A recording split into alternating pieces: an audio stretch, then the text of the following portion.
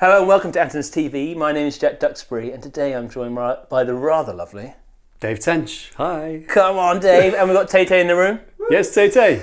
Check out our other video where Dave goes through the Nord Stage 3 and the Nord Wave... What are we on? 2. Nord Wave 2. Forgetful. Check that video out. But in this video, we're going to be breaking down some tips. Here's some of the people that Dave plays with and some of the stuff he's doing. But we're going to tell some tips on how to get into it, where you started. Yep. So a lot of talking, so don't get angry of us. We're going to talk. No keyboards. Let's go. Okay, I first heard about you way back when, probably 15 years ago, and I came to London and I was going around gigging and your name kept coming up as the guy. So it's a real treat to have you here. I mean it, man. And it's been a pleasure to just see you play the piano in that other video. But where did it start for you? When did you start playing piano? And when was the first time you felt it was going to be a big part of your life? Well, I always played from when I was 5 years old, and I went through school and it just emerged. I was very lucky because it emerged for me as a thing that I definitely wanted to do. It's not the same for everyone. Some people come to it later, but as soon as I left school, straight to a music college, and then I went to LIPA, which is up in Liverpool, and I was there for a few years. And actually the first part of my career, after I came out of there, jazz is what I was doing, but I ended up getting involved in musical theatre because at LIPA, it's cross-disciplinary, and a lot of the performing arts colleges are like that now. It's not just music, it's dancing, it's acting. So I was working on musicals, I was working on shows. And then I just came straight out of doing that at uni into doing it professionally. So I was doing the Rocky Horror Show, and there was a show called Spend, Spend, Spend, and a few other different things, and pantos and stuff like that. And I was either playing in the pit or I was directing in the pit, whichever. But I wanted to get into pop music. So my first gig was Daniel Bedingfield, who was auditioning for a band. And I was in that band with Josh McKenzie, Rick James, Eric Apapule, and it would have been 2004. So from then, through word of mouth and from doing various gigs, I've kind of worked up through that. And I was doing gigs with various artists, either as just a player or as an MD, for many years, just getting tours ready. You know, that feeling of getting a tour ready to go out, working on the music, making sure the artist is happy with what the music is. And then I made a change in 2012 when I went for a meeting about The Voice. The executive producer my name had been mentioned to her. I'd been recommended to Moira Ross to take over as musical director on that show. So they'd done 2 series already.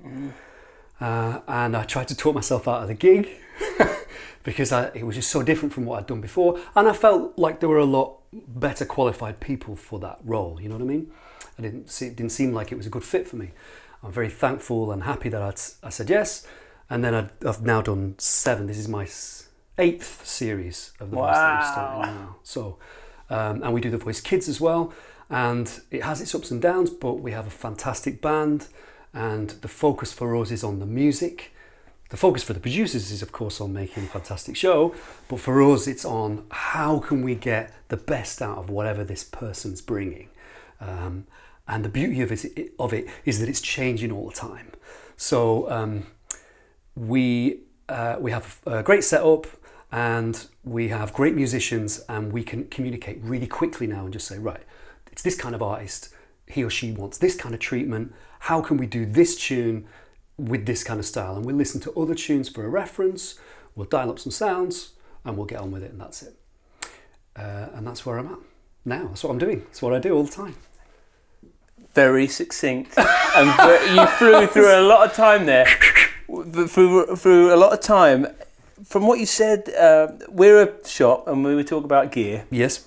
So how can I work gear in there? When you went to LIPA, for example, yeah. If I went like Dave Tench at LIPA, what were you rocking then? What were you rocking then? I had a Korg 01W FD workstation, which was post M1, but it was a forerunner to the Triton, Trinity, then Triton, and then where we are today with the Kronos and stuff. So we talked about this earlier, didn't we? As a keyboard players, it's rather like Logic and Pro Tools, isn't it? So you pick But you do tend to pick a brand, especially with these. It's weird, isn't it? With these rumplers, you know, you got used to a certain user interface, and then you would usually stick with them.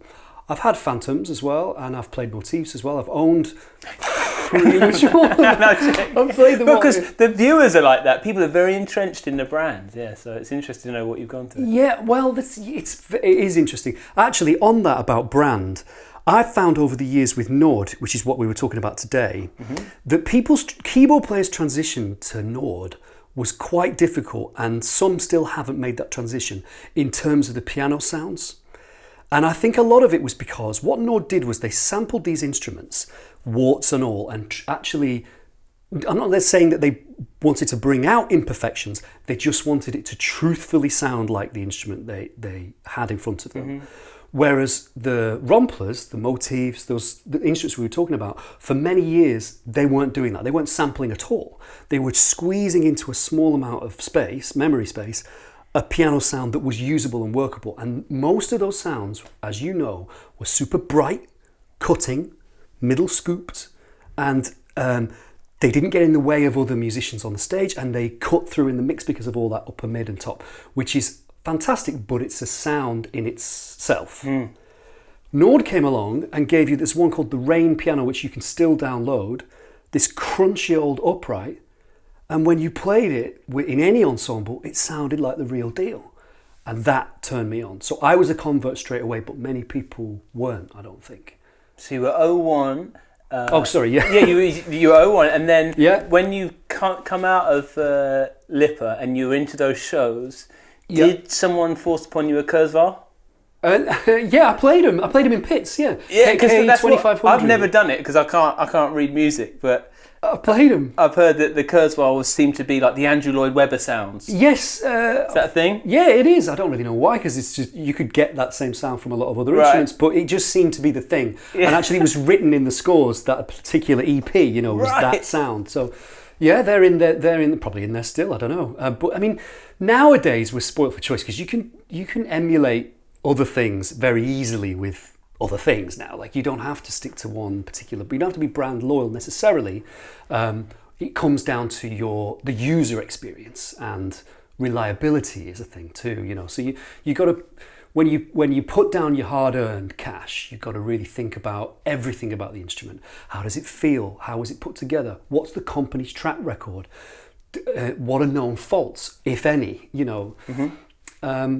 And then it's down to sonics. But we talked about it in the video as well.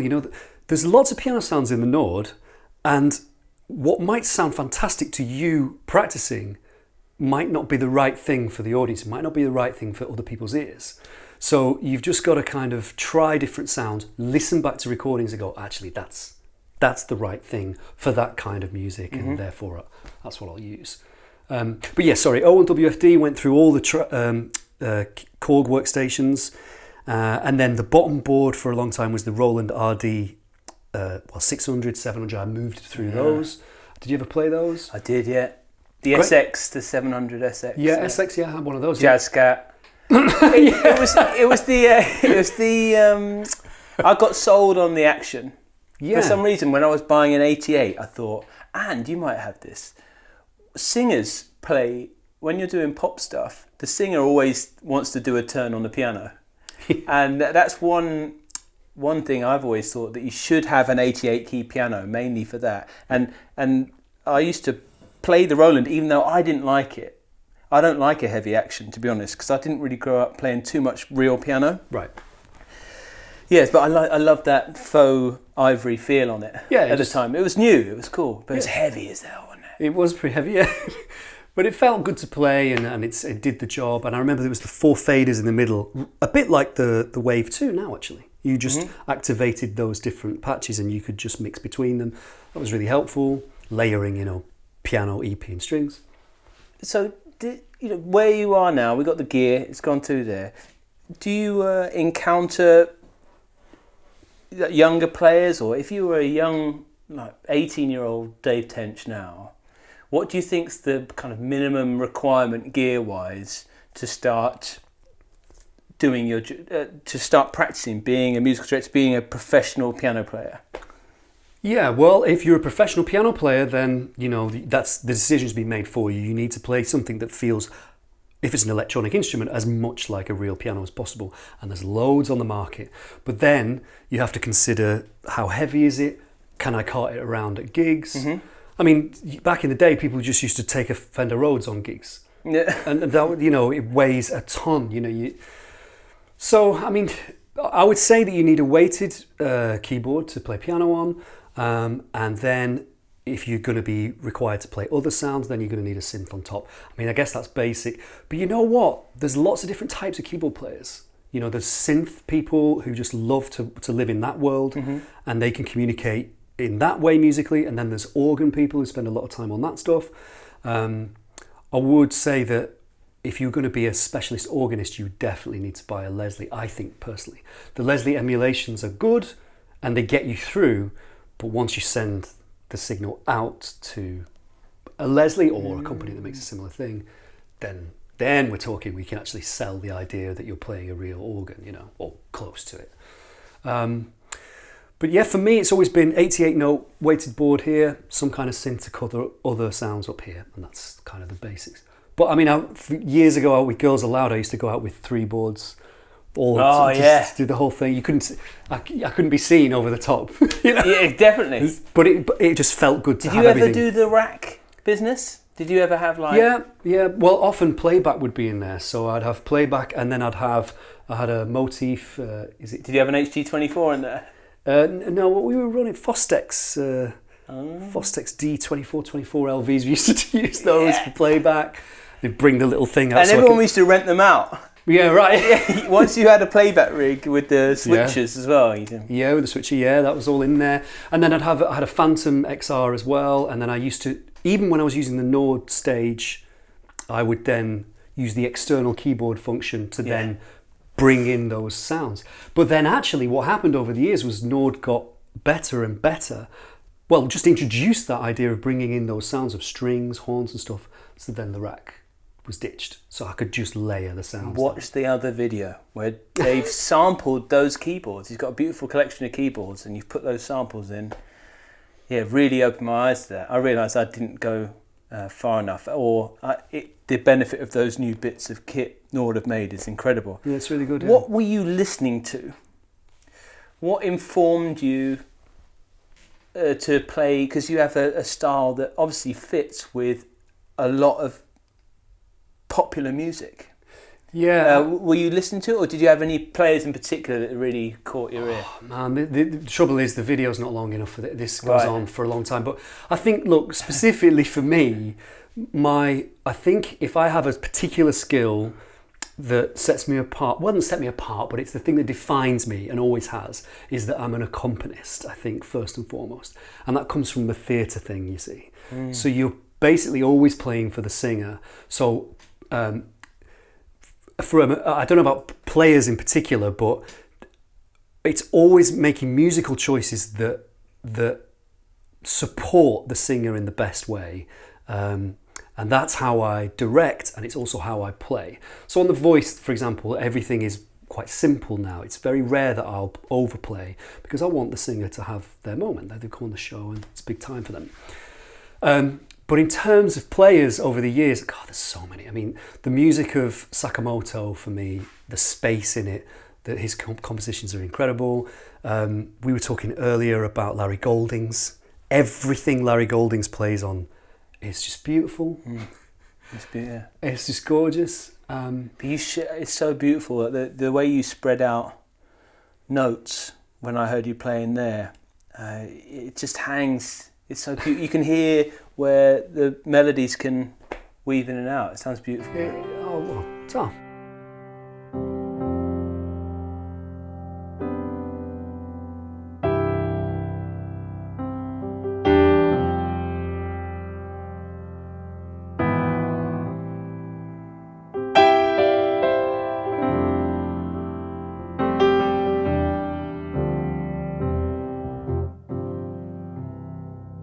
I try to break it up with all this. That's cool, yeah, it's helpful. Yeah, it's nice to make space for people depending on where the voice sits, or the instrumentalist, whoever it is you're backing, But yeah, I came through everything. I listened to a lot of jazz.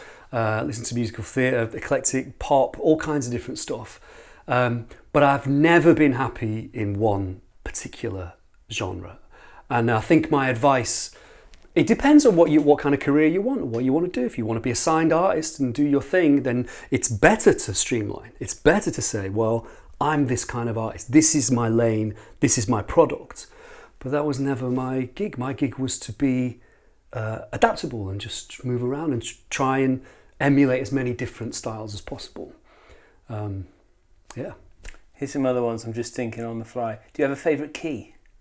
I don't know. I like flat keys actually.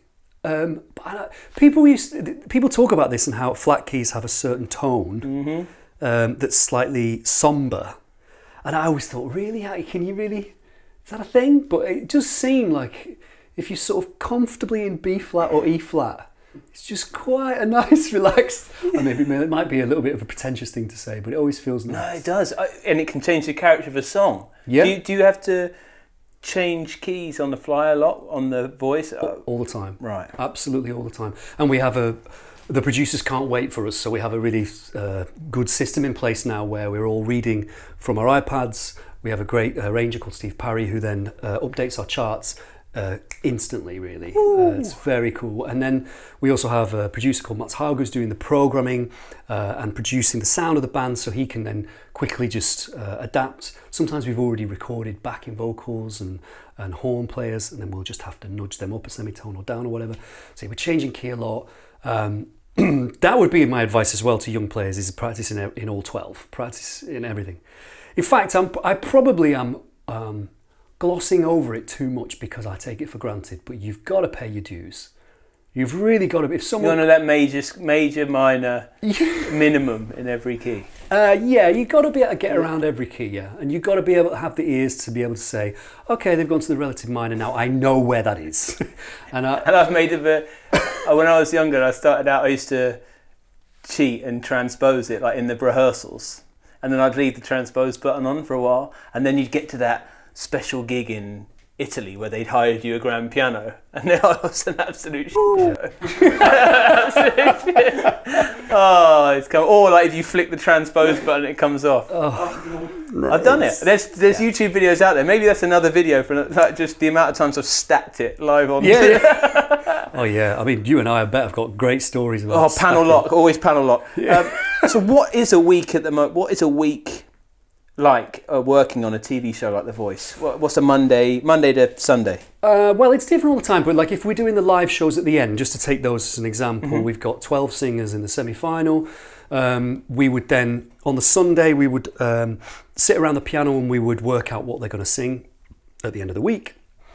Then overnight and on the Monday morning, we'd be doing the arrangements, so writing out the charts, getting it all ready. Mats will be producing any electronic sounds that the band aren't going to play live.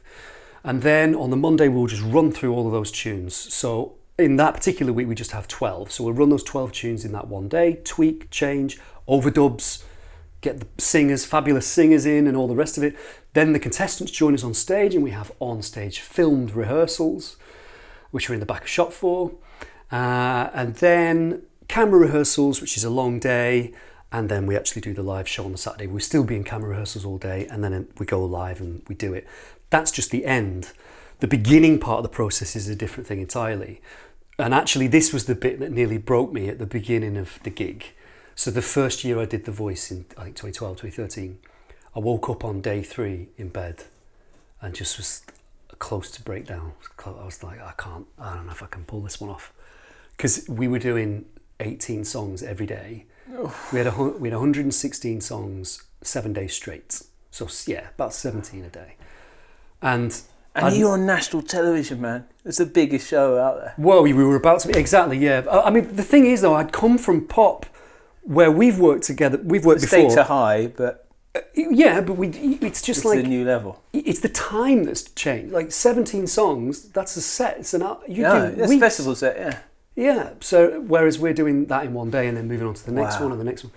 And the music genres are so you'd be doing Don't Rain on My Parade, you'll be doing some big Streisand musical theatre thing in a show too. And then you'll be going to some laid-back R&B thing where you're getting the synths out and you're doing Rhodes. And switching heads is difficult. So it's a workout in that sense. But the gear has to serve you well. You know what I mean? You can't have something that's going to let you down when you're under the pressure like that. You know what I mean? So all those people who think I'm a Nord fanboy, this is why. It's not being a fanboy. These things are, and it's weird, isn't it? Normally you think, why is that so expensive? And it comes out when you're working with it. Yeah, it's a joy, isn't it? Life before Nord. When we first met this morning, we both bought a Nord Electro 2, and that's when people started thinking I sounded good. I can remember people were like, "Oh, keyboard," because I had a real Hammond. I could work the drawbars. Yeah, you could easily do it. And of course, people had a problem with those buttons, and they were like, "Well, they're not drawbars." Yes, but when I flicked presets, I could see where I was. Yeah. And seeing where you are was brilliant. Yeah. Right, so we're in there. You have a full-on week. Has there been one performance? Is there a top performance that you've ever thought that was, if someone was going to go check out your work? Well, I'm going to speak for Dave here. Go type in UK Music Hall of Fame, James Brown, because Dave played with James Brown. Yeah. And you can see it on YouTube, and it brings shivers up my spine every time. Yeah. It's amazing. Yeah, it was a special day. So, other than that, like on The Voice, has there been any number, or maybe the other question is, who's your favourite singer been? Well, man, look, it's been years and there's been so many singers on the show. Yeah. But the truth is, when Tom Jones sings with us, it's a magical thing. It really is. And we did You Can Leave Your Hat On the show. We've done loads. I mean, he sings with his contestants, so we're always backing him on various things. But what happens is the audience come to the show, and it's a thing now where we busk things. We just on the fly, we'll just start playing something. So they come to see the show being filmed, and then they'll say, "Sing, Tom, sing." And then we might have a chat about what he wants to do, sort out a key, and then we just jam whatever it might be. Those are the best moments. And because he's up there with... Oh, man. He's up there. And he can still do it. At the age he's Is he really loud? Like, does it just fill your ears? Yeah, it's very full, yeah. I mean, if he does those little jam moments, he's not even... They do hand him a mic now, to be fair, but in the early days, he used to just use the lapel mic he was wearing, and it just filled the studio anyway. Sound guys are like, "Oh," but the guy is so musical as well, so killing. Fantastic. And then we had Jennifer Hudson on the show too, who, to be fair, is ridiculous. She's going to be... She's in the upcoming Aretha film, the biopic that's coming out soon. I mean, I can't think of anyone better. James Brown, mate. Come on. But this is the thing. But you know what? My attitude never changes no matter who it is. It's always what I said before. It's how can I best serve this person? How can I support them the best way? We've had loads of singers on the show. You know what? I'm embarrassed now that I can't. No, you can't. Can't remember. Well, 7 years, and you've been in the grind of it. Yeah. I totally understand. Is there, if you weren't doing The Voice now, and there was any gig in time, who would love to have been in that band? Prince. Yeah. Hundy P. Hundy P, man. Hundy P. Yeah, come on. Yeah. I mean, I think I used to say that, because I discovered him when I was like 12 or something, and I was devastated when he left, and I watched him so many times live, and he had so many different bands, and every single one of them had to come up to his level. Every player had to. I mean, they might have been already killing when they joined the band. I'm sure they were. But they just somehow had to just work that extra bit harder. And you know what? I bet I'd have been cursing it. If either of us played in Prince's band, we'd have been going, "Man, he called me at 2, I had to just go. The after show went on for so long, then we were in rehearsals the next morning." That's stuff. That's really... all the stories we've heard, isn't it? Yeah, they can't all be making it up, can they? This must have been how it ran. So it would have been really difficult, but I've heard Wendy Melvoin talk about it, who was the Revolution original guitarist with Prince, really. And she tells it like it is. She just says, well, it was her education. He was the best, in my opinion. And the keyboards, you got that Oberheim, haven't you? Yeah, that's why I bought the Oberheim OB8, yeah. But I mean, he used... I almost bought a Nico Labs Did you ever check that out? Well, no, I never when played I saw it, the halftime show with, yes, yeah. and I was like, "What's that?" And that was one of the first things with the computer in. Yeah, it was like a weird touchscreen computer. And have you ever gone out with the laptop? Never a laptop, but I did own 2 Muse receptors, and I was a big fan of what they were doing, and I used it when I toured with Spandau Ballet. I had the Muse receptor, and I would be playing various soft synths from that. I also took out a Juno on that, because at the beginning of True, it's such an analog. It starts with the analog pad, doesn't it? So I did it on a Juno. I think back in the day, I can't remember off the top of my head what that synth was that they used. I'm so sorry, but they're hard to get your hands on. But anyway, I just used that because you can't, analog's a thing. But yeah, I was into the Muse receptors. The only problem was that the support wasn't there for them, and the user interface was very difficult. Once you took the monitor away, you had to have it pre-programmed for the gig. Right. But you could run anything. You could run Ivory. So pre-Nord, I had the Ivory library in there for pianos. Things have moved on so much. Honestly, man, over the years I've had so many instruments, like different things. In a fire, you're going to in your lockup, and you've got to grab one keyboard and we've got save it because I love it. You mean? Yeah. So we're all there's been a comet's hit. And we've got to run. You've got to grab one keyboard, and that's all you're going to have. Wait, so if I've got to run, I can't take the roads or the whirly. Well, you've got to Tay and me are going to help you. Oh, thank you. You got to take one keyboard. Oh, but this your is most prized possession. That OB8, I think, the Oberheim. The Oberheim. I went to buy that Oberheim from a guy. His name's David, and if he ever sees this, he'll be... So he sold me this Oberheim, right? And I went to his place, and he loved this keyboard, man. Like, he loved it. You could tell it was separating him from his baby. Absolutely. In fact, he followed me to the car with it in the flight case and helped me put it in the car. And I could see he did not... In fact, I took it down to rehearsals. This is no word of a lie, man. About 3 weeks later, I had it in rehearsals and I was using it. Everybody in the band was going, "That thing sounds ridiculous. It's amazing." And I got a call from him. And I couldn't take the call, so I texted him and said, "You all right, David? Everything okay?" He said, "Yeah, listen," called him back in a break. "Listen, I'll buy that keyboard back off you if you're willing to sell it. I'll pay you more than you paid me. I really..." That's how attached people get to these old things. And I didn't, I've kept it. I really... Never texted him back. I just ignored him. No, I just said, look, I told him the truth. I said, I'm loving it. Yeah, sorry, mate. But there, you know what? What a buy. Yeah, I'm very happy with it, but I'm happy with the Juno 106. I think any of these old things, they're lovely. Okay, I'm so interested by it. It's just so I could talk to you forever. The OB6, the new thing, yeah. Yeah, how does that fit into? Because I'm intrigued. I'm thinking of buying a polysynth at the moment, and I'm torn between a Rev 2 because I love James Blake. Yeah. The Novation Summit, which seems to do everything. Okay, yeah, I've heard of it. And it's got stereo, but it's got digital at the front.